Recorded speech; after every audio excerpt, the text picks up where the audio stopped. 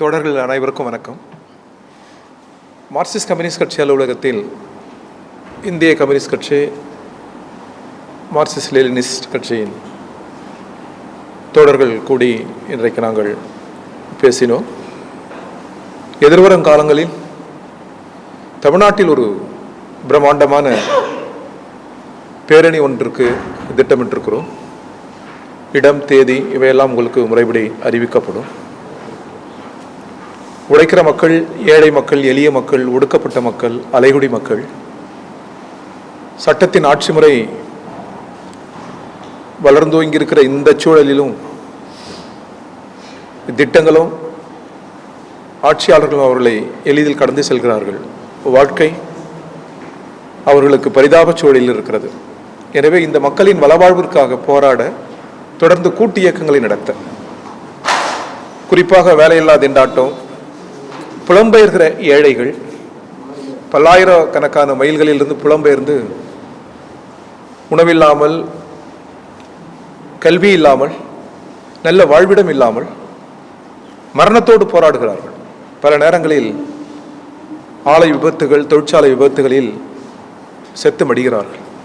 எனவே இவர்களுக்குரிய நல்ல சட்டங்கள் வேண்டும், பாதுகாப்புகள் வேண்டும் என்று தொடர் இயக்கங்களை, இந்த இடதுசாரி இயக்கங்கள் நாங்கள் ஒருங்கிணைப்பாக நடத்த திட்டமிட்டுள்ளோம். கடந்த காலங்களில் தலைநகர் டெல்லி துவங்கி சென்னையில் எஸ்எஃப்ஐ மாணவர்கள் துவங்கிய போராட்டம், அனைத்து இந்திய மாணவர் பெருமன்றமும் இளைஞர் பெருமன்றம் முன்னெடுத்த பாலனில் மாணவர்களின் எழுச்சிப்போர், இந்த கரப்பான்பூச்சி இளைஞருடன் இணைந்து நடத்திய போராட்டங்கள், இவை அனைத்திலும் முழக்கப்பட்ட முழக்கம் இன்குலாப் ஜிந்தாபாத் என்பது. இது வெறும் சொல்லல்ல, நமது விடுதலை போர் முன்னோர்கள் முழங்கியது. இன்னொரு விடுதலை போர் தேவை. முதல் விடுதலை போர் பிரிட்டிஷ் ஏகாதிபத்தியத்திலிருந்து நாடு விடுவிக்கப்பட்டது. இரண்டாவது விடுதலை போர் முதலாளித்துவத்திலிருந்து இந்த தேசத்தை சோசலிசத்தின் பக்கம் நகர்த்துகிற போராக அமையும் என்பதற்குரிய காரணிகள், அறிகுறிகள் தென்படுகிறது. எனவே ஒரு புதிய உலகம், புதிய திசை நோக்கிய பயணத்திற்கு இடதுசாரிகள் தயாராகி இருக்கிறோம். இடதுகள் மட்டுமல்ல, இடதுசாரிகள் மட்டுமல்ல, நாடு குறித்து அக்கறை செலுத்துகிற ஏராளமான ஜனநாயக சக்திகள் இருக்கிறார்கள், நல்ல அறிஞர்கள் இருக்கிறார்கள், நல்ல குழுக்கள், இயக்கங்கள் இருக்கிறது. எல்லாவற்றையும் ஒன்றிணைத்து நாட்டை இடது பக்கம் திருப்புகிற மகத்தான முயற்சியில் இடதுசாரிகள் ஈடுபடுவோம் என்பதை இப்போதைக்கு தெரிவித்துக் கொள்கிறோம். அனைவருக்கும் வணக்கம். மார்க்சிஸ்ட் கம்யூனிஸ்ட் கட்சி, இந்திய கம்யூனிஸ்ட் கட்சி, இந்திய கம்யூனிஸ்ட், மார்க்சிஸ்ட் லெனினிஸ்ட் விடுதலை ஆகிய இடதுசாரி கட்சிகளுடைய மாநில ஒருங்கிணைப்பு குழு கூட்டம் இன்றைய தினம் சென்னையில் நடைபெற்றது. இந்த கூட்டத்தில் ஏற்கனவே ஒவ்வொரு கட்சியிலிருந்தும் 4 தலைவர்கள் அந்த ஒருங்கிணைப்பு குழுவில் இடம்பெற்றிருக்கிறார்கள். பெண் தோழர்கள் இந்த ஒருங்கிணைப்பு குழுவில் இடம்பெற வேண்டும் என்று சொல்லி முடிவு செய்து இன்றைய தினம் மார்க்சிஸ்ட் கம்யூனிஸ்ட் கட்சியின் சார்பில் மார்க்சிஸ்ட் கம்யூனிஸ்ட் கட்சியினுடைய மத்திய குழு உறுப்பினர் தோழர் பாலபாரதி அவர்களும், இந்திய கம்யூனிஸ்ட் கட்சியின் சார்பில் இந்திய கம்யூனிஸ்ட் கட்சியினுடைய மத்திய குழு உறுப்பினர் தோழர் வஹீதா நிஜாம் அவர்களும், இந்திய கம்யூனிஸ்ட் கட்சி மார்க்சிஸ்ட் லெனினிஸ்ட் விடுதலை கட்சியின் சார்பில் அதனுடைய மாநில நிலைக்குழு உறுப்பினர் தோழர் புவனேஸ்வரி அவர்களும் இந்த மாநில ஒருங்கிணைப்பு குழுவிலே இணைக்கப்பட்டு அவர்களும் இன்றைக்கு கூட்டத்திலே கலந்து கொண்டிருக்கிறார்கள் என்பதை முதல்ல தெரிவிக்க விரும்புகிறேன். ஆகவே மாநில அந்த ஒருங்கிணைப்பு குழுவிலே 15 பேர் கொண்டதாக அந்த ஒருங்கிணைப்பு குழு என்பது மாற்றியமைக்கப்பட்டிருக்கிறது என்பதை முதல்ல சொல்ல விரும்புகிறேன். இரண்டாவது, இடதுசாரி மாற்றுக் கொள்கைகளை முன்னிறுத்தி மாநில அளவிலான ஒரு பேரணியை அக்டோபர் மாதம் 6ஆம் தேதி திருச்சியில் நடத்துவதென்று இன்றைய கூட்டத்திலே முடிவு செய்யப்பட்டிருக்கிறது. இதிலே தமிழ்நாடு முழுவதிலுமிருந்து பல லட்சக்கணக்கான உழைப்பாளி மக்கள், விவசாயிகள், தொழிலாளர்கள், விவசாய தொழிலாளர்கள் என பல லட்சக்கணக்கான மக்களை திருச்சி பேரணியிலே பங்கேற்க வைப்பது என்று இன்றைய கூட்டத்திலே முடிவு செய்யப்பட்டிருக்கிறது. அதற்கு முன்பாக திருச்சி பேரணியில் முன்வைக்கக்கூடிய கோரிக்கைகளை தமிழ்நாடு முழுவதும் மக்கள் மத்தியிலே கொண்டு செல்லக்கூடிய வகையில் ஒரு விரிவான கோரிக்கை பிரச்சாரத்தை மேற்கொள்வதென்றும் இன்றைய கூட்டத்திலே முடிவு செய்யப்பட்டிருக்கிறது என்பதை தெரிவிச்சுக்க விரும்புகிறேன். மூன்றாவது, அடுத்த கட்டமாக வரக்கூடிய செப்டம்பர் மாதம் 5ஆம் தேதி கூடி இந்த பேரணியை வெற்றிகரமாக நடத்துவது, தமிழ்நாடு முழுவதும் அதற்காக செய்யப்பட்டிருக்கூடிய தயாரிப்புகள் உள்ளிட்ட விஷயங்கள் சம்பந்தமாக மீண்டும் செப்டம்பர் மாதம் 5ஆம் தேதி கூடி இந்த பணிகளை சிறப்பாக செயல்படுத்துவது சம்பந்தமாக மீண்டும் கூடி விவாதிப்பது என்று இன்றைய கூட்டத்திலே முடிவு செய்யப்பட்டிருக்கிறது என்பதை தெரிவித்துக் கொள்கிறேன். அடுத்து நீ கேட்கலாம். செப்டம்பர் 5ஆம் தேதி இந்திய கம்யூனிஸ்ட் கட்சி அலுவலகத்தில் அந்த கூட்டம் நடைபெறும்.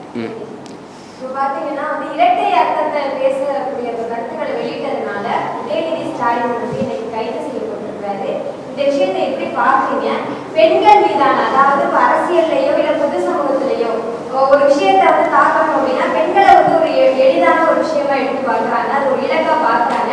இந்த மாதிரி விஷயங்களை உங்களுடைய கண்ணோட்டம் என்ன? தமிழகத்தினுடைய எதிர்க்கட்சி தலைவர் நேற்றைய தினம் பொதுவெளியில் ஆபாசமாகவும் அருவருக்கத்தக்க வகையிலும் அந்த மாதிரி பேசியிருப்பது என்பது வன்மையான கண்டனத்துக்குரியது.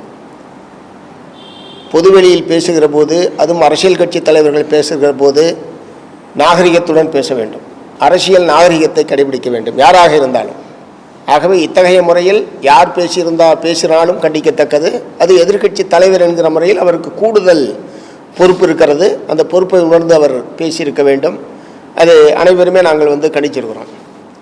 அதே மாதிரி இந்த மாதிரி வருகிற போதெல்லாம் பெண்களை இழிவுபடுத்துவது, பெண்களை இழுத்து இழிவாக பேசுவது என்பது நீண்ட காலமாக பலரும் இதை இந்த மாதிரியான முறையில் அதை பயன்படுத்தி கொண்டிருக்கிறார்கள். இதுக்கு நிரந்தரமான முற்றுப்புள்ளி என்பது வைக்க வேண்டும். பெண்களை அந்த மாதிரி பேசுவதற்கு முதல்ல அரசியல் கட்சிகள், இடதுசாரிகளை பொறுத்தவரை நாங்கள் நீண்ட காலமாக பெண் உரிமை, பெண்களுடைய உரிமைகள் இது போன்ற விஷயங்களில் நாங்கள் நீண்ட காலமாக ரொம்பவும் எச்சரிக்கையோடு இத்தகைய பிரச்சனைகளை நாங்கள் அணுகுகிறோம். ஆனால் பல கட்சிகளில், பொதுக்கூட்டங்களில், பொது இடங்களில் இந்த மாதிரி பேசுவதற்கென்று தனி படையே வைத்திருக்கிறார்கள். இதெல்லாம் அந்தந்த கட்சி தலைவர்கள் முதல்ல அந்த கட்சியில் அந்தந்த கட்சியில் ஒழுங்குபடுத்துறதுக்கு முன் வரணும். நாங்கள் இதில் ரொம்ப எச்சரிக்கையாக எங்களுடைய ஊழியர்களை பயிற்றுவிக்கிற போது இது போன்ற கண்ணோட்டங்களை எல்லாம் அவர்களுக்கு நாங்கள் பயிற்றுவிக்கிற போதே செய்து கொண்டிருக்கிறோம். இடதுசாரி கட்சிகளை சார்ந்தவர்கள் யாரும் அப்படி பேச மாட்டார்கள். பேசினால் நாங்கள் கட்சியிலே வச்சுக்க மாட்டோம். ஸோ அந்த மாதிரியான உறுதியான நடவடிக்கை எடுக்கிறதுக்கு முன் வரணும். மற்ற கட்சியும் தந்தை பெரியாரும் பெண் விடுதலையை போற்றி நின்றார். மகாகவி பாரதி, பாவேந்தர், கவிஞர் தமிழ்மொழி, பட்டுக்கோட்டை, தமிழ் மரபுகளும் பண்புக்கூறுகளும் பெண்மையை போற்றி நிற்பது. எனவே எத்தகைய சொல்லாடலிலும் பெண்மையை கடந்து செல்வதோ அவமானப்படுத்துவதோ கூடாது என்பதுதான் எங்கள் உறுதியான நிலை. அரசியல் ரீதியான கருத்துக்களை அரசியல் ரீதியாக எதிர்க்கணும் அப்படிங்கிறதான் தொடர்ந்து தமிழக அரசியல். ஆனால் தனிப்பட்ட தாக்குதல்ங்கிறது சமீப காலமாக அதிகரிச்சுட்டு முதல்வர் குறித்தும் அந்த சமூகத்தில் நிறைய தொடர்ந்து தனிப்பட்ட தாக்குதல்கள் பல அரசியல் கட்சி தலைவர்கள் பொதுநடையிலே பேசுகிறார்கள். இந்த தாக்குதல் எப்படி பார்க்கணும்? இல்லை, அதான் சொல்லட்டுமே, கருத்தை கருத்தால் எதிர்கொள்ள வேண்டும். அதில் யாருக்கும் எந்த விதமான மாறுபட்ட கருத்து கிடையாது. குறிப்பான குற்றச்சாட்டுகள் இருக்குன்னா அது குறித்து பேசுவது என்பது வேறு. ஒரு தவறான செய்திகளை சொல்வது, பொய்யான செய்திகளை சொல்வது அல்லது அவதூறாக பேசுவது போன்றவையெல்லாம் தவிர்க்கப்பட வேண்டிய விஷயங்கள்.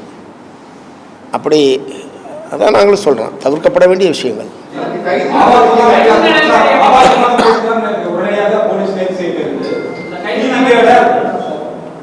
ராணிப்பேட்டையில ஒரு பெண்ணை ஆபாச வீடியோ எடுத்து மிரட்டிட்டு இருக்காரு. அவங்க சேனலா இன்டர்வியூ கொடுத்துட்டு இருக்காங்க. டிஜிபி ஆபீஸ்லயும் புகார் கொடுத்துருக்காங்க. அவங்க மேல எந்த நடவடிக்கையும் இல்லை. எம்எல்ஏ சரவணன், ஸ்ரீரங்கம் எம்எல்ஏ சரவணன் அவர்கள் ஒரு பெண் அவங்களோட கட்சியோட பெண்ணு பாலிய பார்த்துருக்காங்க.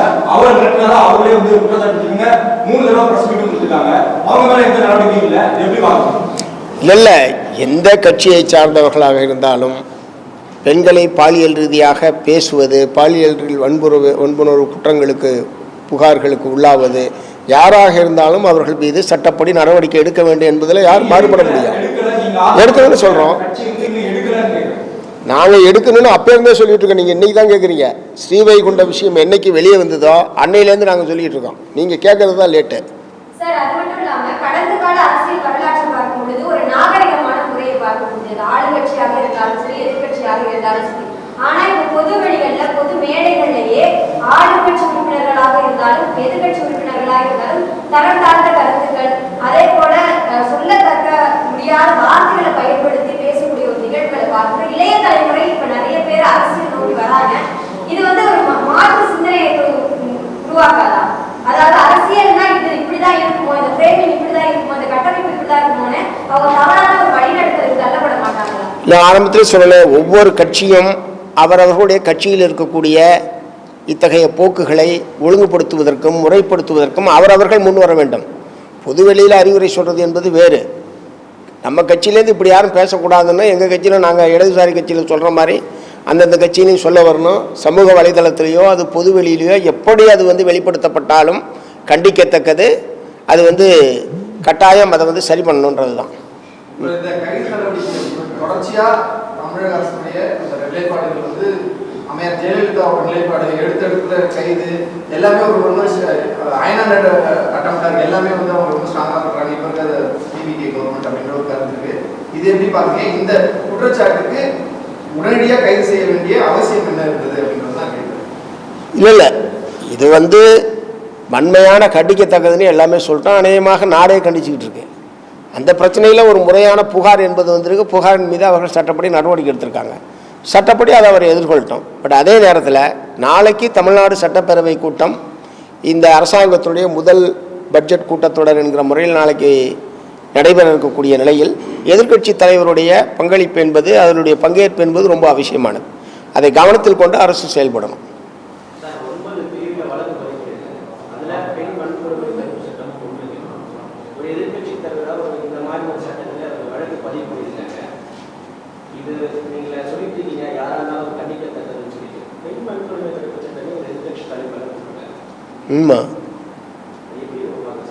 இல்லை, புகார்கள் என்னன்னு பார்க்கணும்.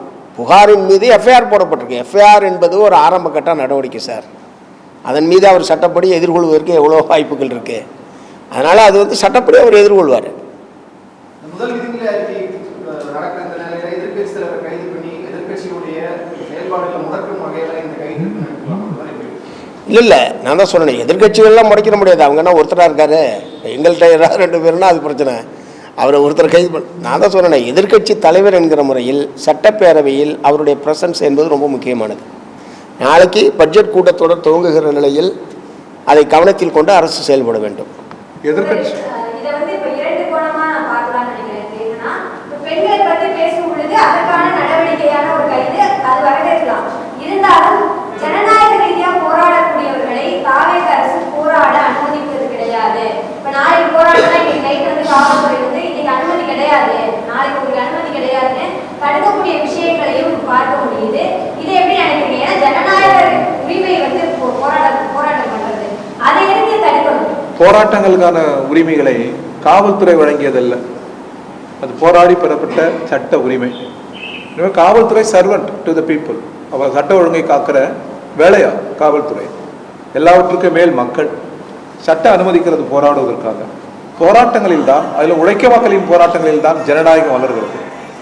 ஒடுக்க நினைக்கிற, அடக்க நினைக்கிற எந்த அரசும் வெற்றி பெற்றதாக வரலாறு இல்லை. அதிலிருந்து புதிய அரசும் பாடங்களை பெற்றுக்கொள்ள வேண்டும். எனவே உழைக்க மக்கள் போராட்டங்கள், மாணவர் இளைஞர் போராட்டங்களை முடக்க நினைக்கக்கூடாது, ஒடுக்க நினைக்கக்கூடாது. உரிய இடங்களை வழங்கி அதை ஊக்குவிக்க வேண்டும். அதுதான் ஜனநாயக அரசு. ஓகேவா? Right sir. Okay, thank you.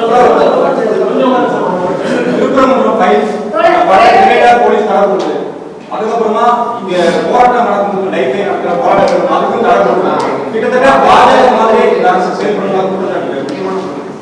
பாஜக அரசு மாதிரி செயல்படுதுன்ற முடிவுக்கெல்லாம் வர வேண்டிய அவசியம் இல்லை. இது தமிழ்நாட்டுக்குள்ளே இருக்கக்கூடிய பாரதிய ஜனதா கட்சி, நாடு தழுவிய கட்சி, அதனுடைய திட்டம், கொள்கை எல்லாமே முற்றிலும் இந்த நாட்டு மக்களுக்கும் நாட்டினுடைய அரசியல் சாசனத்துக்கும் விரோதமானது. அதோடு எப்படி தாவேக்காவை நீங்கள் ஒப்பிடுறீங்க? தாவேக்கா அரசாங்கத்துடைய போராடுகிற உரிமையை எந்த அரசாங்கம் தடுத்தாலும் நாங்கள் எதிர்ப்போம். அதை முறியடித்து எங்களுடைய போராட்டம் நடக்கும். அப்படி தான் இவ்வளோ காலம் நடந்திருக்கோம். அவங்க தடுக்கிறதுனால அங்கே போராட்டம் நிறுத்திட மாட்டோம். தடுக்கிறது தவறு என்பது தான் தோழர் சொல்லியிருக்காரு. ஏன்னா அது அடிப்படை அரசியல் சாசனம் வழங்கியிருக்கக்கூடிய அடிப்படை உரிமை. அதை மறுக்கிறதுக்கு தாவேக்காவோ திமுகவோ அதிமுகவோ யாருக்கும் ரைட்டு கிடையாது. அப்படியெல்லாம் தடுத்த போதெல்லாம் மீறி தான் நடத்திருக்கோம், மீறி நாங்கள் நடத்துவோம். அதுதான் எங்களை பொறுத்த வரைக்கும் நிலைப்பாடு. அதனால் நாங்கள் அனுமதி கொடுத்தா நடத்துறது, இல்லைன்னா நாங்கள் ஓடி போய் ஒழிஞ்சுக்க அந்த ஏற்பாடுலாம் கிடையாது. தடுத்தால் மீறி நடத்துவோம், தடுக்கக்கூடாது. அது சட்டப்படி தவறு. என்னங்க?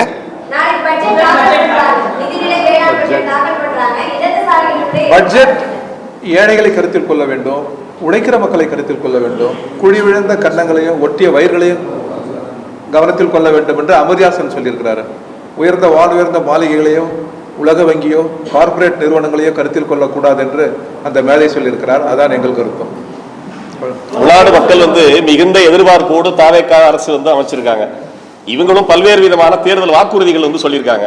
அப்படின்னா நாங்கள் ஆட்சிக்கு வந்தா 1000 ரூபாய் உரிமை தொகையை 2000 ரூபாய் தருவேன் அப்படின்ற மாதிரி சொல்லியிருக்காங்க. வேலை இல்லாத இளைஞர்களுக்கு 4000 தருவேன்ற மாதிரி சொன்னாங்க. சிலிண்டர் வருஷத்துக்கு 6 தருவேன்ற மாதிரி சொன்னாங்க. விவசாயிகளுடைய கடன்கள் தள்ளுபடி பத்தி பேசினாங்க. இதெல்லாம் அவங்க பேசினதுதான். நம்ம என்ன சொல்றோம்னா, உங்களுடைய முதல் பட்ஜெட்டை மக்கள் அவரோடு எதிர்பார்க்கிறாங்க.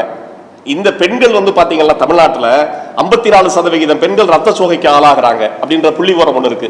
இன்னும் நிறைய விவரங்கள் அதை ஒட்டிய விவரங்கள் இருக்கு.